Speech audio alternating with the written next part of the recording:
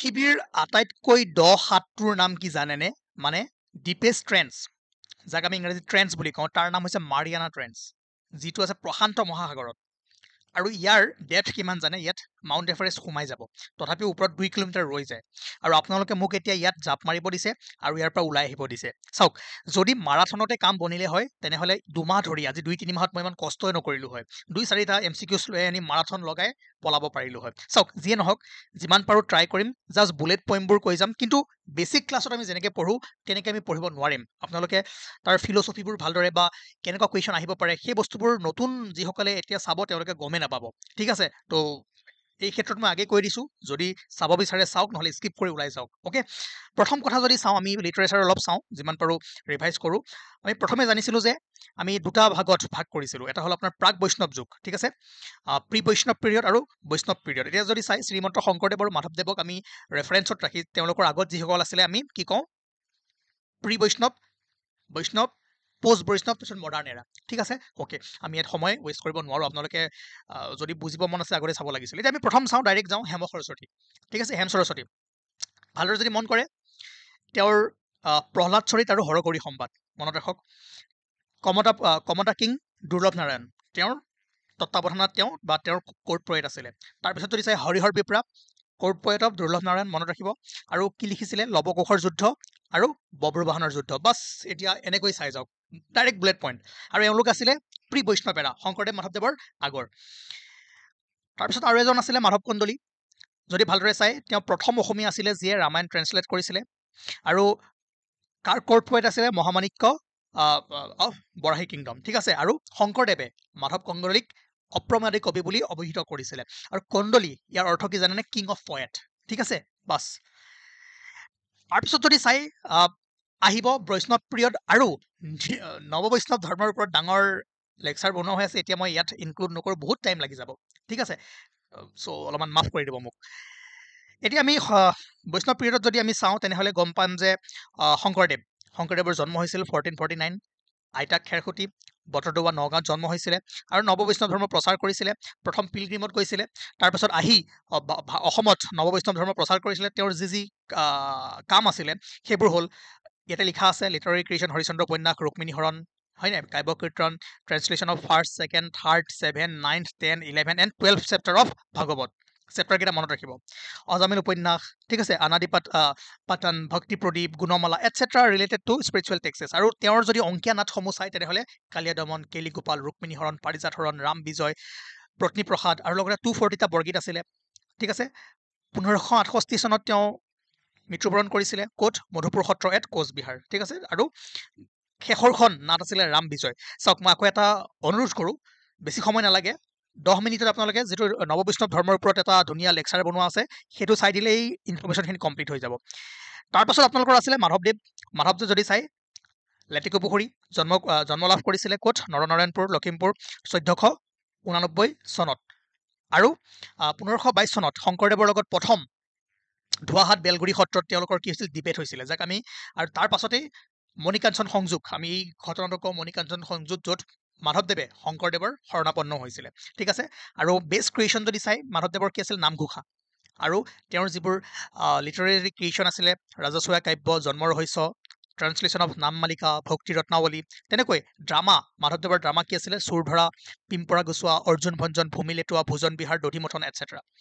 আৰু 1596 এডি ভেলা দাঙ্গা অফ কোচবিহাৰ তেওঁ মৃত্যুবৰণ কৰিছিলে। বাকী বৰগীত 191টা বৰগীত পাওঁ। লগতে অংকীয়া নাটসমূহ এবাৰ চাই দিয়ক, স্ক্ৰীনশ্বট মাৰক।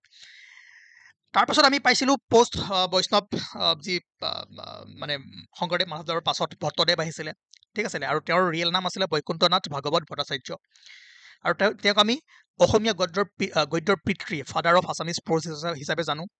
লগতে তেওঁৰ যদি চাই লিটাৰেৰী ক্ৰিয়েশ্যন কি কি লিখিছিলে, কথা গীতা, কথা ভাগৱত, ঠিক আছে, কথা ৰত্নাৱলী, ভক্তি বিবেক। কিন্তু ভক্তি প্ৰদীপখন কাৰ আছিলে? ভক্তি প্ৰদীপখন শ্ৰীমন্ত শংকৰদেৱৰ আছিলে। সেইকাৰণে এইখিনি অকণমান আপোনালোকে চাব। ঠিক আছে? ভট্টদেৱৰ কি আছিলে, তেনেকৈ দামোদৰদেৱ আহিছিলে। দামোদৰদেৱৰ যদি জানে আপোনালোকে, তেওঁৰ মেইন যদি চাই কথা গীতা, কথা ভাগৱত। ঠিক আছে? মানে তেওঁ দামোদৰদেৱে ভট্টদেৱক অৰ্ডাৰ দিছিলে কথাগীতা আৰু কথা ভাগৱত ট্ৰেন্সলেট কৰিবলৈ ইন পদ্যত, ঠিক আছে। আৰু তেওঁ যিটো বৈষ্ণৱাইটৰ আমি চাইছিলোঁ যে যিবোৰ ডিফাৰেণ্ট ছেক্ট আছে, দামোদৰীয়া যিটো ছেক্ট আছে সেইটো তেওঁ কি কৰিছিলে মানে উদ্ভাৱন কৰিছিলে, ঠিক আছে। অ'কে, দেন আমি ইয়াৰ অলপমান পঢ়িছিলোঁ বিভিন্ন কবিসকলৰ বিষয়ে। তাৰপিছত আমি ডাইৰেক্ট পাইছিলোঁ যে কেনেকৈ মডাৰ্ণ এৰা আৰম্ভ হৈছিলে অসমীয়া সাহিত্যত। নিশ্চয় জানে যে first Assamese language magazine publish হৈছিলে কিমান চনত? 1846ত, অৰুণোদয়। অ'কে, আৰু অৰুণোদয় যুগৰ পৰাই আমি অসমীয়া সাহিত্যৰ মডাৰ্ণ যুগ বুলি ক'বলৈ পাৰোঁ। আৰু সেই সময়ত বিভিন্ন বা বহুতো ভাল ভাল ব্যক্তিৰ জন্ম হৈছিলে বা অসমীয়া সাহিত্যত তেওঁলোকে আগভাগ জনাইছিলে।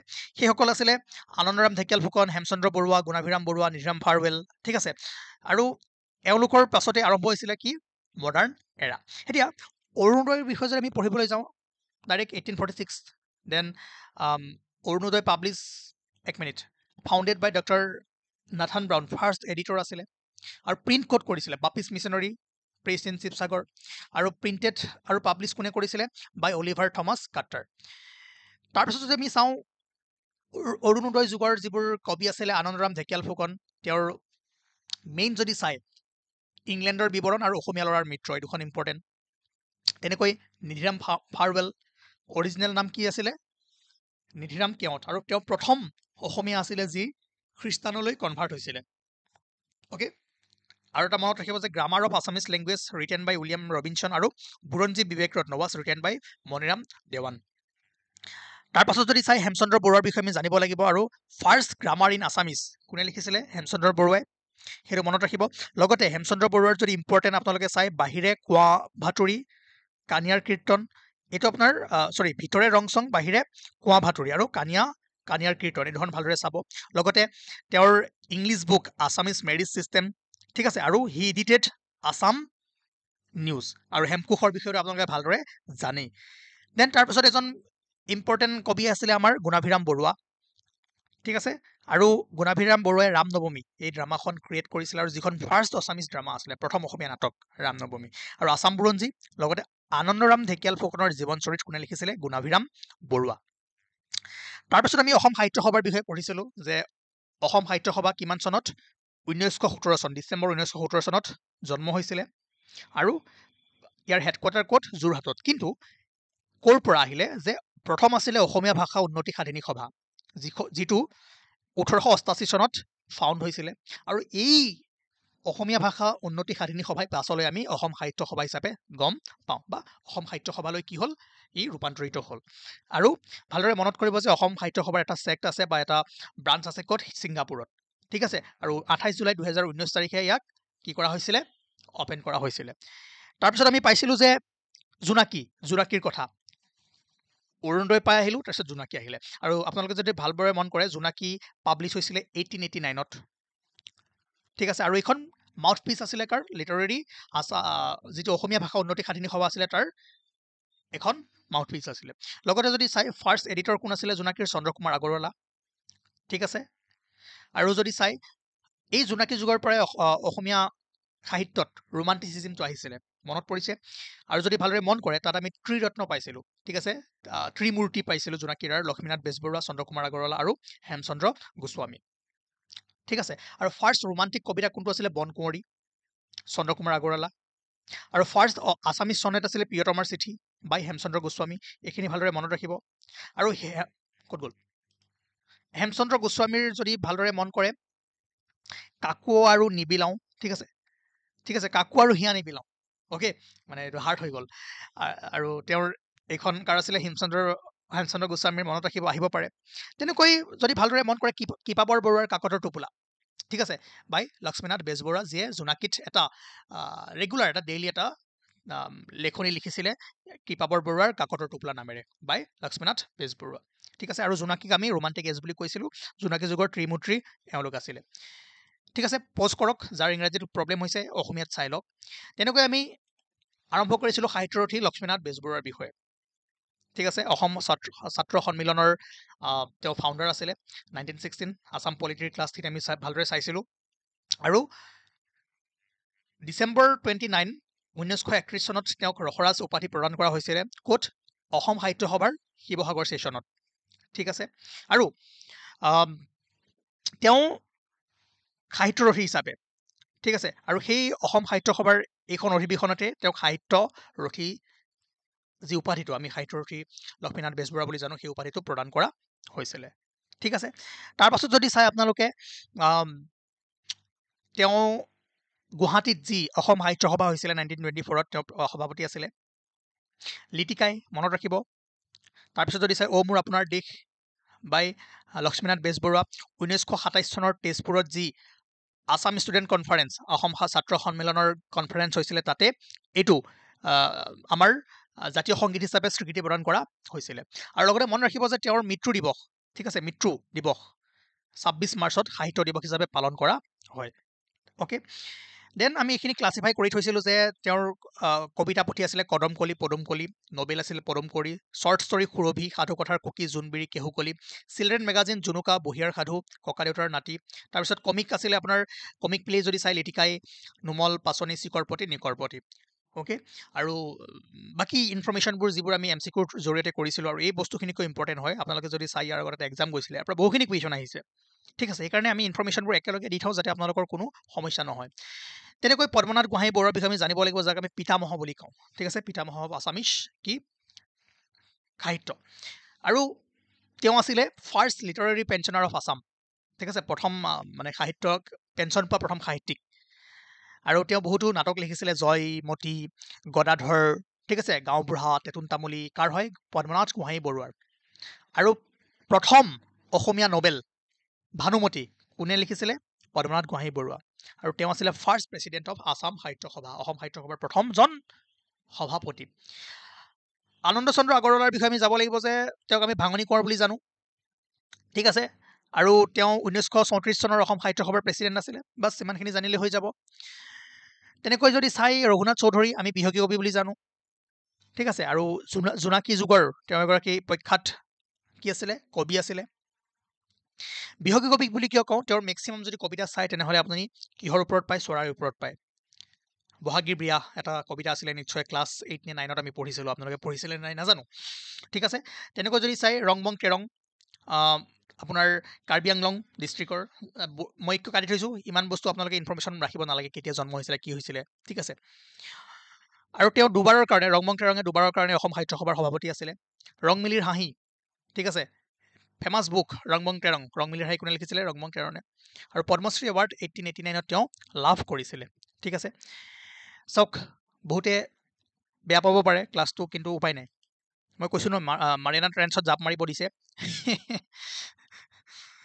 তাৰপিছত আমি বাণীকান্ত কাকতিৰ বিষয়ে পঢ়িছিলোঁ তেওঁৰ মেইন যদি চাই কিতাপ Assamese its formation and development ঠিক আছে mother goddess Kamakhya life and teaching of Sankardeva Vaishnavite myths and legends আৰু এইখিনি আছিলে বাৰু ইংলিছ লিটাৰেচাৰ বাণীকান্ত কাকতি আৰু অসমীয়াত যদি চাই মেইন মনত ৰাখক কলিতা জাতিৰ ইতিবৃত্তি ঠিক আছে তাৰপিছত যদি চাই সাহিত্য আৰু প্ৰেম বা এইটো চাই থব পুৰণি কামৰূপৰ ধৰ্মৰ ধাৰা চাওক মই ৰিক্স কিয় নলওঁ যিকোনো কুৱেশ্যন দি দিব পাৰে সেইকাৰণে যিমানখিনি বস্তু আছে আমি সিমানখিনি ইয়াতে দি থৈছিলোঁ still Assamese its formation and development by Banikanta Kakati তাৰপিছত আমি ইন্দিৰা গোস্বামী বা মামণি ৰয়ছম গোস্বামী বুলি আমি জানো কিন্তু তেওঁৰ অৰিজিনেল নাম আছিলে ইন্দিৰা গোস্বামী ঠিক আছে আৰু ইম্পৰ্টেণ্ট যদি চাই তেওঁ 1982 চনত সাহিত্য একাডেমী এৱাৰ্ড পাইছিলে 2000 চনত জ্ঞানপীঠ এৱাৰ্ড পাইছিলে ঠিক আছে আৰু আপোনাৰ প্ৰিন্সিপাল প্ৰিন্স ক্লজ লিউৰেটছ আপোনাৰ 2008 চনত পাইছিলে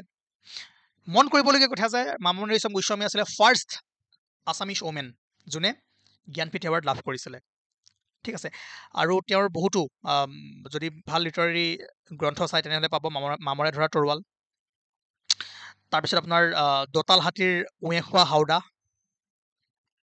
ঠিক আছে তেনেকৈ যদি চাই দ্য মেন ফ্ৰম চিন্নামাস্তা এইকেইখন বুক আপোনাৰ বেলেগ লেংগুৱেজ ইংলিছলৈকেও কি হৈছিলে মানে ট্ৰেন্সলেট হৈছিলে তেনেকৈ যিখন দঁতাল হাতীৰ উঁয়ে খোৱা হাওদা সেইখন ইংলিছত the mouth eaten howdah of the tusker ঠিক আছে তেজ আৰু ধূলিৰে দূষৰিত পৃষ্ঠা ইংৰাজীত pages stained with blood and কি হ'ব ধূলি ডাষ্ট ঠিক আছে তো এনেকৈ লিখা হৈছিলে তো এইকেইখন বুক ইংৰাজীলৈও অনুবাদ কৰা হৈছিল। আৰু মনত ৰাখিব যে অদৈৰ্য এই চিনেমাখন মামণি ৰয়ছম গোস্বামীৰ জীৱনৰ ওপৰত আধাৰিত আছিলে আৰু তেওঁৰ জীৱনত যিমানবোৰ ঘটনা ঘটিছিলে সেইবোৰ এতিয়াতো ক'ব নোৱাৰি, এইটো যিহেতু আমাৰ ৰিভিজন ক্লাছ, ইয়াত আমি একদম পইণ্টবোৰ কৈ আছোঁ, বহু বস্তু আমি মিছ কৰিছোঁ ইয়াত, ঠিক আছে। পিছত আমি ভালদৰে পঢ়িম বা আপোনালোকে যিটো প্লেলিষ্ট বনোৱা হৈ আছে তাত চালে আপোনালোকে ভালদৰে গম পাই যাব। তাৰপিছত আমি পঢ়িছিলোঁ দেৱকান্ত বৰুৱা। দেৱকান্ত বৰুৱাৰ যদি মেইন চাই সাগৰ দেখিছে চাই থৈ দিয়ক, বাকী এইখিনিতে যদি পঢ়িব পাৰে আপোনালোকে প'জ কৰি পঢ়ি থাকক। ৰজনীকান্ত বৰদলৈ আমি উপন্যাস সম্ৰাট বুলি জানো, ঠিক আছে। আৰু তেওঁক অসমৰ ৱাল্টাৰ স্কট অফ আছাম বুলিও কোৱা হয় কাক, ৰজনীকান্ত বৰদলৈ। প্ৰেচিডেণ্ট আছিল অসম সাহিত্য সভাৰ 1925 চনত, য'ত নগাঁৱত হৈছিলে, ঠিক আছে, মনত ৰাখিব।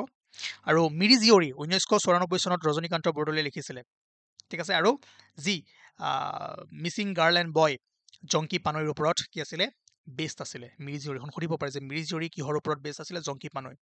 তেনেকৈ যদি চাই মিৰি জীয়ৰী তেওঁৰ আৰু কিছুমান ৱৰ্ক, মিৰি জীয়ৰী, মনুমতী, ঠিক আছে, দন্দুৱা দ্ৰু, ৰহদৈ লিগিৰি, নিৰ্মল ভকত, বাকী এইকেইটা নালাগে, চাই থ'ব পাৰে বা ৰঙিলীখন চাব পাৰে।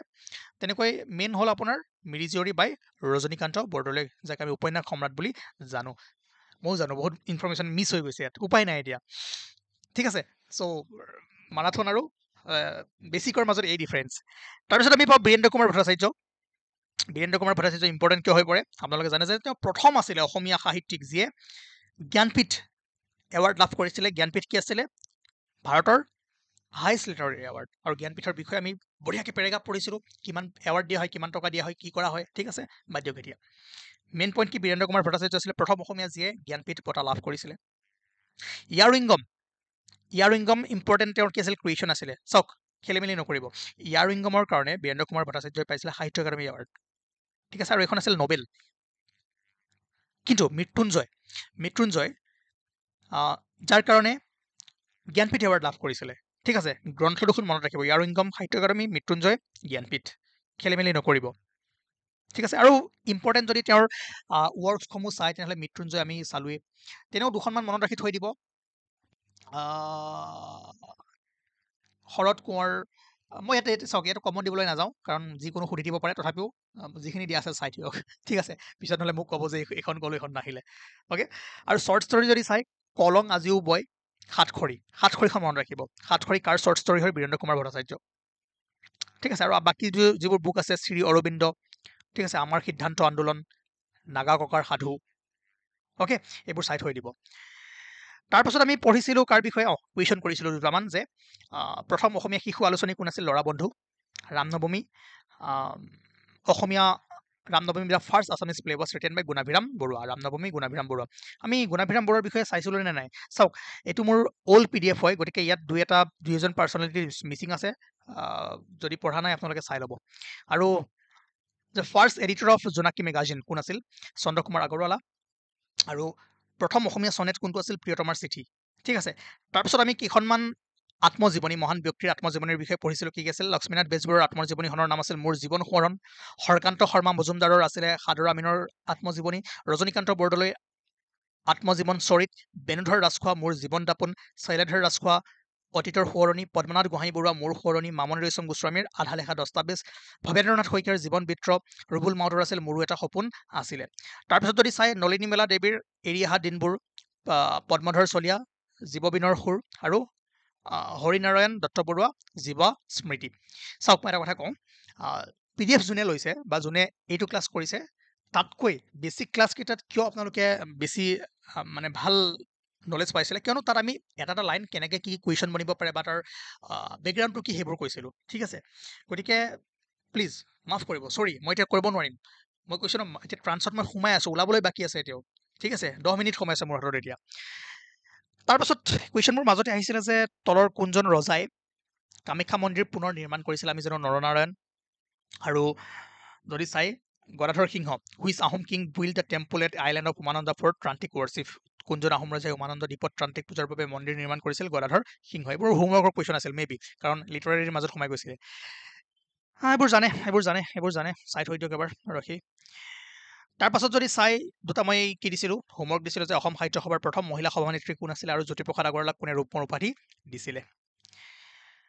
তাৰপিছত ডক্টৰ প্ৰণৱজ্যোতি ডেকাৰ বিষয়ে আমি চাব লাগিব। তেওঁ ইয়াৰ আগৰবাৰ এবাৰতো যি সাহিত্য একাডেমী বঁটা 2023 তেওঁ লাভ কৰিছিলে আৰু তেওঁৰ কেইখনমান গল্প চাই থৈ দিব 21 বছৰৰ গল্প এজাক এলেহুৱাৰ কাউৰীৰ সাধুৰী কাৰ সুধিব পাৰে বেবেৰিছ লাছ আৰু অন্য গল্প বিহুতি চৰাই আৰু অন্য গল্প আৰু কেইখনমান ইম্পৰ্টেণ্ট গ্ৰন্থ চাই থৈ দিব নন্দেশ্বৰ দৈমাৰীৰ জীউ চফৰ নিৰ্দেশনা হোমেন বৰগোহাঁইৰ পিতা পুত্ৰ অনুৰাধা শৰ্মা পূজাৰীৰ ইয়াত এখন অৰণ্য আছিলে ৰীতা চৌধুৰীৰ দেওলাংখুই বীৰেন্দ্ৰ কুমাৰ ভট্টাচাৰ্যৰ ইয়াৰ উইংগম ঠিক আছে তেনেকৈ আমি ইম্পৰ্টেণ্ট কি লৈছিলোঁ বুক অগ্নিৰ দেউকা কোনে লিখিছিল সুৰেশ শৰ্মা অশান্ত ইলেক্ট্ৰন সৌৰভ কুমাৰ চলিহা ঠিক আছে Assamese its formation and development doctor Banikanta Kakati Durbin Benudhar Sharma Israel লিখিছিল কোনে হেম বৰুৱা এখন চাই থ'ব মাকাম ৰীতা চৌধুৰী মৃত্যুঞ্জয় বীৰেন্দ্ৰ কুমাৰ ভট্টাচাৰ্য নীলা চৰাই অতুল চন্দ্ৰ হাজৰিকা পাপৰ পুখুৰী কোনে লিখিছিল ইয়াছে দৰ্জী থাংচেই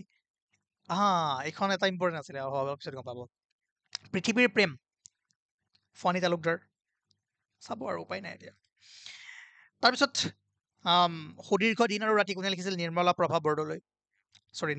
বৰদলৈ বেণুধৰ শৰ্মা তীৰ্থনাথ শৰ্মাই লিখিছিল পাতাল ভৈৰৱী কোনে লিখিছিল লক্ষ্মীনন্দন বৰা মোৰ যে কিমান হেঁপাহ কেশৱ মহন্ত মহাৰথী কি আছিল চন্দ্ৰপ্ৰসাদ শইকীয়াই লিখিছিলে তেনেকৈ অভিযাত্ৰী নবেল কোনে লিখিছিলে নিৰুপমা বৰগোহাঁই ইয়াত এখন অৰণ্য আছিলে অনুৰাধা শৰ্মা পূজাৰী চাওক ইয়াতে কবিৰ নাম আৰু কোনখন গ্ৰন্থৰ কাৰণে তেওঁলোকে সাহিত্য একাডেমী বঁটা লাভ কৰিছিলে এইটো লিখা হৈ আছে বাকী এইবোৰতো আৰু এতিয়া কি ক'ম প'ষ্ট কৰক এবাৰ চাই দিয়ক যিসকলে PDF লৈছে তেওঁলোকেতো মই ভাবোঁ ৰিভাইজ কৰি আছে বা বেছিক ক্লাছ যোনে কৰিছিলে তেওঁলোকেতো ৰিভাইজ কৰি আছে এইখিনি আছিলে সেইখিনি সকলোতে এভেইলেবল চাই থৈ দিব এতিয়াতো সময় বহুত লাগিব তেনেকৈ আৰু কেইখনমান ইম্পৰ্টেণ্ট বুকছ আছে তাৰ নাম আৰু অথৰ ধুনীয়াকৈ লিখা হৈ আছে দেন 2024ত সাহিত্য একাডেমী বাল সাহিত্য পুৰস্কাৰ লাভ কৰিছিলে কোনে ৰঞ্জু হাজৰিকা কিহৰ কাৰণে বিপন্ন বিস্ময় খেল নবেল আছিলে লেংগুৱেজ আছামিজ আৰু বড়ো ভাষাত ঠিক আছে বহুমা বৈনিবেও কবিতা পুথি আছিলে লাভ কৰিছে কোনে ভি জেকবা মেছাহৰি তাৰপিছত সাহিত্য একাডেমীয়ে যি যুৱ পুৰস্কাৰ 2024ত দিছিলে অসমৰ পৰা 3গৰাকী ব্যক্তিয়ে পাইছিলে অসমীয়াত পাইছিলে নয়নজ্যোতি শৰ্মাই জাল কাটা জুই শ্বৰ্ট ষ্টৰী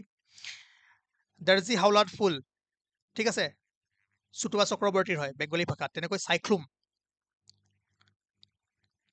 ৰাণী বড়ো ঠিক আছে বড়ো ভাষাত বুকৰ নাম অথৰ আৰু ভাষাত এইকেইটা হৈছে আপোনাৰ সাহিত্য একাডেমী যুৱ পুৰস্কাৰ আৰু সাহিত্য একাডেমী বাল পুৰস্কাৰ আৰু কোনে দিয়ে কোনে প্ৰদান কৰে এইবোৰ সাহিত্য একাডেমীৰ আণ্ডাৰতে হয় ভালদৰে আপোনালোকে যদি সাহিত্য একাডেমীৰ ক্লাছটো কৰিছে তাততো ধুনীয়াকৈ এইবোৰ একদম A to Z কি কৰা আছিল এক্সপ্লেইন কৰা আছিলে ঠিক আছে কুৱেশ্যন এনেকৈ আহিব পাৰে যে Ranju Hazarika receive the Bal Sahitya Award 2024 for which of the following novel Bipanna Bismoy খেল তেনেকৈ আমি গ্ৰেট পাৰ্চনেলিটিজ কিছুমান পঢ়িছিলোঁ ডক্টৰ ভূপেন হাজৰিকাৰ বিষয়ে যাক আমি বাৰ্ড অফ ব্ৰহ্মপুত্ৰ আৰু সুধাকণ্ঠ হিচাপে জানো ঠিক আছে আৰু তেওঁ নাছিলে কি সকলোবোৰ আছিলে musician singer poet lyricist actor film maker professor politician everything তাৰপিছত আমি পঢ়িছিলোঁ যে 8 ছেপ্টেম্বৰ 1926 চনত শদিয়াত জন্মগ্ৰহণ কৰিছিলে ঠিক আছে 1936ত প্ৰথমটো গীত ৰেকৰ্ড কৰিছিলে ক'ত চেলনা কোম্পানী ঠিক আছে ফৰ দ্য চেলনা কোম্পানী আৰু ৰাইজ ষ্টুডিঅ' কলকাতা আৰু মনত ৰাখিব যে ডক্টৰ হাজৰিকাই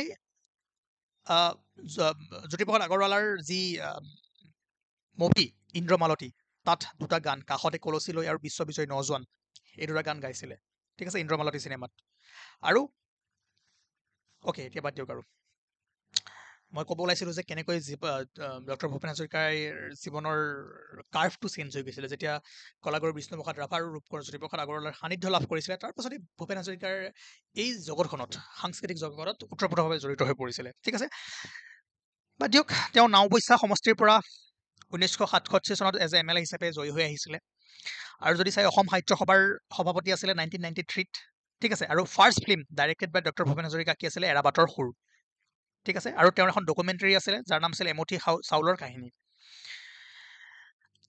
তাৰপাছত যদি চাই চামেলি মেম চাহাবৰ বাবে অলৰেডি আমি যোৱাকালি চাইছোঁ যে বেষ্ট মিউজিক ডাইৰেকশ্যন ঠিক আছে the National Film Award for best music direction Chameli Memsaab doctor Bhupen হাজৰিকাৰ পাইছিলে 1975ত আৰু তেওঁৰ যিবোৰ ইম্পৰ্টেণ্ট এৱাৰ্ড আছিলে দাদা চাহেব ফাল্কে এৱাৰ্ড 1992 পদ্মশ্ৰী 1977 পদ্মভূষণ 2001 চন পদ্মবিভূষণ 2012 চন ভাৰত ৰত্ন 2019 চনত আৰু 2011 চনত বাংলাদেশ চৰকাৰৰ পৰা মুক্তিযোদ্ধা পদক লাভ কৰিছিলে ঠিক আছে আৰু মৃত্যুৰ পাছত দিছিলে কিন্তু সুধিব পাৰে মুক্তিযোদ্ধা পদকটো কোনখন দেশে প্ৰদান কৰিছিলে ডক্টৰ ভূপেন হাজৰিকাক বাংলা দেখে আৰু 5 নৱেম্বৰ 2011 চনত তেওঁৰ মৃত্যুবৰণ কৰিছিলে ঠিক আছে তাৰপাছত আমি পঢ়িছিলোঁ ৰূপকোঁৱৰ জ্যোতিপ্ৰসাদ আগৰৱালাৰ বিষয়ে তেওঁ এইটো ডিব্ৰুগড় হ'ব হা তামোলবাৰী টি ষ্টেট ডিব্ৰুগড়ত জন্মগ্ৰহণ কৰিছিলে কিমান 17 জুন 1903 চনত মৃত্যুবৰণ কৰিছিল 17 জানুৱাৰী য'ত আজি আমি শিল্পী দিৱস হিচাপে পালন কৰোঁ ঠিক আছে তাৰপাছত যদি চাই বাকী পিতৃ পৰমানন্দ আগৰৱালা কিৰণময়ী দেৱী তেওঁৰ বিষয়েতো আমি বেছিক ক্লাছত ধুনীয়াকৈ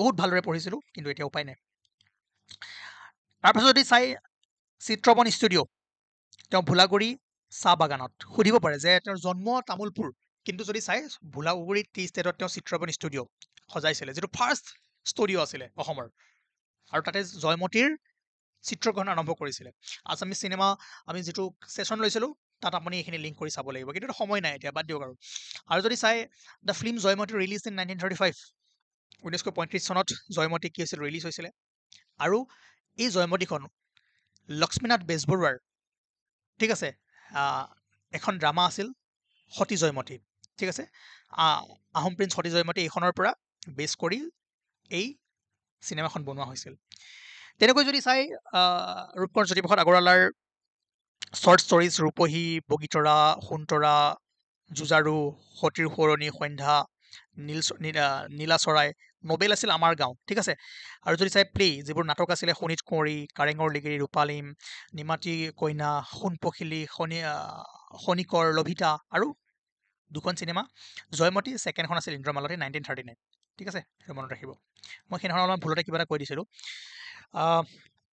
তো গতিকে এইবোৰ চাব লাগিব কাৰণ জানে কুৱেশ্যন ক'ৰ পৰা দি দিয়ে সেইকাৰণে মই সকলোবোৰ বস্তু একদম কেটেগৰাইজ কৰি দিছোঁ যাতে আপোনালোকৰ কোনো সমস্যা নহয় কিন্তু ন' ডাউট বহুত ইনফৰমেশ্যন মই এতিয়া এৰিছোঁ মই নিজেও স্বীকাৰ কৰিছোঁ আৰু যদি চাই 17 জানুৱাৰী 1951 তেওঁ মৃত্যুবৰণ কৰিছিলে ক'ত পকি ইন তেজপুৰ তেওঁৰ যিটো ঘৰ আছিলে তাৰ নাম ৰেচিডেঞ্চ মানে জ্যোতিপ্ৰসাদ আগৰৱালাৰ ঘৰটোক আমি পকি বুলি জানো সুধিব পাৰে যে পকি এই ৰেচিডেণ্টটো কোনজন ব্যক্তিৰ লগত জড়িত জ্যোতিপ্ৰসাদ আগৰৱালা ঠিক আছে তাৰপিছত আমি আৰু জানে 17 জানুৱাৰীত আমি শিল্পী দিৱস হিচাপে পালন কৰোঁ তেওঁৰ মৃত্যুৰ তিথিত আজি যিটো বিষ্ণুপ্ৰসাদ ৰাভাৰ বিষয়ে পঢ়িছিলোঁ তেওঁক আমি কলাগুৰু হিচাপে জানো আৰু তেওঁ জন্মগ্ৰহণ কৰিছিলে 1909 ঢাকাত ঠিক আছে প্ৰেজেণ্ট ডে বাংলাদেশ সকলোৱে জানে তেওঁ এজন মহান ব্যক্তি আছিলে ঠিক আছে আৰু সৰ্বপল্লী ৰাধাকৃষ্ণনে কলাগুৰু উপাধিটো দিছিলে মই এতিয়া এটা কুৱেশ্যন কৰিছোঁ যে ৰূপকোঁৱৰ উপাধিটো জ্যোতিপ্ৰসাদ আগৰৱালাক কোনে দিছিলে এইটো আপোনালোকে কমেণ্ট কৰক এতিয়াই আৰু যদি চাই সোণপাহি বানু কাবাং মিচিং কনেং তেওঁৰ এইবোৰ আছিলে ক্ৰিয়েশ্যন কাৰ বিষ্ণুপ্ৰসাদ ৰাভাৰ আৰু তেওঁৰ গানবোৰক আমি ৰাভা সংগীত হিচাপে জানো আজি মন্দিৰৰ দুৱাৰখোলা পৰজনমৰ লগন উপনি গ'ল ঠিক আছে আৰু 1969 চনত তেওঁ মৃত্যুবৰণ কৰিছিলে তাৰপিছত আমি পঢ়িছিলোঁ আইদেউ সন্দিকৈৰ বিষয়ে আৰু প্ৰথম এক্ট্ৰেছ আছিল ফিমেল এক্ট্ৰেছ আৰু তাৰপাছত তেওঁৰ জীৱনটো বহুত টান হৈ গৈছিলে আপোনালোকে নিশ্চয় জানে কেনেকৈ ষ্ট্ৰাগল কৰিছিল আইদেউ সন্দিকৈ কেনেকৈ এঘৰীয়া কৰি পেলাইছিলে কাৰণ সেই সময়ত সময়টো বেয়া আছিলে ঠিক আছে সেই সময়ত এগৰাকী নাৰীয়ে আহি চিনেমা কৰিছে বহুত ডাঙৰ কথা আছিলে ঠিক আছে আৰু জানে তেওঁ জ্যোতিপ্ৰসাদ আগৰৱালাৰ যিখন প্ৰথম অসমীয়া চিনেমা আছিল জয়মতী তাতে জয়মতীৰ ৰোলটো প্লে কৰিছিলে আইদেউ সন্দিকৈয়ে আৰু তেওঁ সেই সময়ত 14 বছৰ বয়স আছিলে ঠিক আছে আৰু গোলাঘাট ডিষ্ট্ৰিক্টত জন্মগ্ৰহণ কৰিছিল 1920 চনত নেক্সট আমি পঢ়িছিলোঁ কাৰ বিষয়ে ডক্টৰ ভৱেন্দ্ৰনাথ শইকীয়াৰ বিষয়ে একদম পপুলাৰ ফিল্ম ডাইৰেক্টৰ তেওঁৰ যদি চাই আছামিজ ফিল্মত তেওঁৰ বিষয়ে আমি অলপ ভালদৰে কৰিছিলোঁ অগ্নিস্নান অনিৰ্বাণ কোলাহল সাৰথি ইতিহাস তেওঁ বহুতো চিনেমা কি কৰিছিল ডাইৰেক্ট কৰিছিলে তেনেকৈ যদি চাই তেওঁৰ বুকছ বা ৱৰ্কছ যদি চাই শৃংখল গহ্বৰ সেন্দুৰ অন্তৰীপ এইবোৰ কি হয় ভৱেন্দ্ৰনাথ শইকীয়াৰ ৱৰ্কছ আৰু সাহিত্য একাডেমী বঁটা লাভ কৰিছিলে শৃংখলৰ কাৰণে আৰু এইখন আছিলে আপোনাৰ short collection of short stories মোৰ ডিঙি বিষাই গৈছে চৰি দিনটো কাম কৰি এতিয়াও আপোনালোকৰ কাৰণে এইবোৰ কৰি আছোঁ আৰু 1998ত he was given the Shankardev award লাভ কৰিছিলে আৰু আছাম ভেলী লিটাৰেৰী এৱাৰ্ড 1990 আৰু প্ৰথমজন ব্যক্তি আছিলে যিয়ে আছাম ভেলী লিটাৰেৰী এৱাৰ্ড লাভ কৰিছিলে আৰু সাহিত্য একাডেমী ক্লাছটোত আমি আছাম ভেলী লিটাৰেৰী এৱাৰ্ডৰ বিষয়ে পঢ়িছিলোঁ মনত পৰিছে মই আমাৰ ক'ৰ ষ্টুডেণ্টখিনিক কৈ আছোঁ নিউ ষ্টুডেণ্ট যোনে আহিছে স্কিপ কৰক গুচি যাওক ন' প্ৰব্লেম মোৰ কোনো কথা নাই ঠিক আছে বাট উল্টা পুল্টা নক'ব তাৰপিছত যদি চাই ৰাধা গোবিন্দ বৰুৱাৰ বিষয়ে আমি পঢ়িছিলোঁ তেওঁক আমি লায়ন মেন অফ আছাম বুলি কওঁ সকলোৱে জানে আৰু আছাম ট্ৰিবিউন আজি সকলোৱে পঢ়ে ফেমাছ আমি কাৰেণ্ট এফেয়াৰ্ছ তাৰ পৰাই চাওঁ ঠিক আছে তেওঁ এষ্টাব্লিছ কৰিছিলে আৰু ফাৰ্ষ্ট মেয়ৰ আছিলে গুৱাহাটী GMCৰ আমি জানো আৰু হি also' founder the Assam T auction centre. আৰু যিখন গুৱাহাটীৰ জৱাহৰলাল নেহৰু ষ্টেডিয়াম তেওঁৰ লিডাৰশ্বিপতে বনোৱা হৈছিল আৰু 1977ত তেওঁৰ মৃত্যুবৰণ কৰিছিল ৰাধা গোবিন্দ বৰুৱা, মনত ৰাখিব। তাৰপিছত আমি উপেন্দ্ৰনাথ বৰ্মাৰ বিষয়ে পঢ়িছিলোঁ, ইউ এন বৰ্মা, আৰু আমি ফাদাৰ অফ বড়ো বুলি জানো। আৰু তেওঁৰ যিটো বাৰ্থ এনিভাৰ্চাৰী, চাওক কোনটো বাৰ্থ কোনটো ডেট মনত ৰাখিব। ছাত্ৰ দিৱস 31 মাৰ্চ বাৰ্থ এনিভাৰ্চাৰী, শিল্পী দিৱস 17 জানুৱাৰী কি আছিল ডেট এনিভাৰ্চাৰী। চ' এই পইণ্টবোৰ মই কিয় কৈ গৈছোঁ, কুৱেশ্যনত পাক ইয়াতে লগাব, ঠিক আছে। তেনেকৈ বিৰুবালা ৰাভাৰ বিষয়ে আপোনালোকে জানে, পদ্মশ্ৰী লাভ কৰিছিলে 2021 চনত, আৰু যি উইচ হাণ্টিঙৰ এগেইনষ্টত যি মিছন বিৰুবালা তেওঁ লঞ্চ কৰিছিলে, এটা ক'বলগীয়া ডাঙৰ পদক্ষেপ আছিলে, ঠিক আছে। আৰু তাৰপাছতে গভৰ্ণমেণ্টে এখন বিল পাছ কৰি দিছিলে 2015ত তেওঁৰ এই কাৰুকাৰ্যৰ ওপৰতে, বা বহুত হেল্প কৰিছিলে বিৰুবালা ৰাভাই। আৰু এতিয়াতো সময় নাই গোটেই মিছনবোৰ পঢ়িবৰ কাৰণে, just Birubala Rabha witch hunting and Padma Shri 2021। তাৰপিছত আমি পঢ়িছিলোঁ বিমলা প্ৰসাদ চলিহাৰ বিষয়ে। যদি চাই আপোনালোকে ভালদৰে, বিমলা প্ৰসাদ চলিহা 1910 চনত জন্মগ্ৰহণ কৰিছিলে আৰু longest serving chief minister of the state of Assam, ঠিক আছে। এইটো একচুৱেলি বৰ্তমান যদি চাই আপোনাৰ তৰুণ গগৈ হয়, কিন্তু he was the first longest serving chief minister of Assam, ঠিক আছে। যদি চাই মোক ওৱান অফ দ্য লিখা আছে, ঠিক আছে, one of the. So' one of their meaning আপোনালোকে জানিব লাগে, বহুতে খেলিমেলি লগাই আছিলে। তেওঁ 13 ইয়াৰ্ছ, তৰুণ গগৈ বেছি আছিলে, কিন্তু ওৱান অফ দ্য যদি কয় longest serving, one of the লিখা আছে, ঠিক আছে। ত' অলপমান খেলিমেলি নকৰিব। আৰু 25 ফেব্ৰুৱাৰীত মৃত্যুবৰণ কৰিছিলে শ্বিলঙত, মেঘালয়ত, ঠিক আছে। অ'কে, স্কিপ কৰিব লাগিব, উপায় নাই, আৰু আমি নাযাওঁ। তাৰপিছত আমি এইখিনি চাইছিলোঁ যে কাক কি বুলি কোৱা হয়, পাৰ্বতী প্ৰসাদ বৰুৱাক গীতি কবি, ৰঘুনাথ চৌধুৰীক বিহগী কবি, ৰজনীকান্ত বৰদলৈক উপন্যাস সম্ৰাট, ৰেৱতী মোহন দত্ত চৌধুৰীক শিলভদ্ৰ, তৰুণৰাম ফুকনক দেশভক্ত, নবীন চন্দ্ৰ বৰদলৈক কৰ্মবীৰ, বিষ্ণুপ্ৰসাদ ৰাভাক কলাগুৰু, তেনেকৈ আনন্দ চন্দ্ৰ আগৰৱালাক আমি ভাঙনি কোঁৱৰ বুলি জানো, আনন্দ চন্দ্ৰ বৰুৱাক আমি বকুল বনৰ কবি বুলি জানো, চন্দ্ৰ কুমাৰ আগৰৱালাক আমি প্ৰতিমাৰ খনিকৰ বুলি জানো, হেম বৰুৱাক আমি ত্যাগবীৰ বুলি জানো, গোপীনাথ বৰদলৈক আমি লোকপ্ৰিয় বুলি জানো, বিষ্ণুৰাম মেধিক আমি লৌহমানৱ বুলি জানো, কমলাকান্ত ভট্টাচাৰ্যক আমি অগ্নিকবি বুলি জানো, নলিনীবালা দেৱীক আমি অতীন্দ্ৰিয়বাদী কবি বুলি জানো। তেনেকৈ বাকী লিষ্টবোৰ আছিলে, সেইবোৰ এতিয়া মাতি থকাত সময় নাই। 30 মিনিট হৈ গ'ল, মোৰ ৰেকৰ্ডিং আৰু নচলিব। চ' বহু ইনফৰ্মেশ্যন মই এৰিলোঁ। মই ডুব মাৰিলোঁ ক'ত, মাৰিনা ট্ৰান্সত মই আধাও নাপালোগৈ, ঠিক আছে, আধা নহয়, ইমানো নাপালোগৈ, ওলাই অহাটো বাদেই কথা। জিঅ'গ্ৰাফী মই ৰিভাইজ, মাৰাথন কেতিয়া আনিম, পাৰ্চনেলিটিজ কেতিয়া আনিম, কুৱেশ্যন কেতিয়া আনিম, সেইকাৰণে প্ৰথমৰ পৰা চাব লাগে। মাৰাথনত একো কাম নাই, ঠিক আছে। তথাপিও মই কালিলৈ এটা কিছুমান কুৱেশ্যন আনিবলৈ ট্ৰাই কৰিম, আৰু আপোনালোকে কোৱাৰ কাৰণে এই ছেশ্যনটো আনিলোঁ।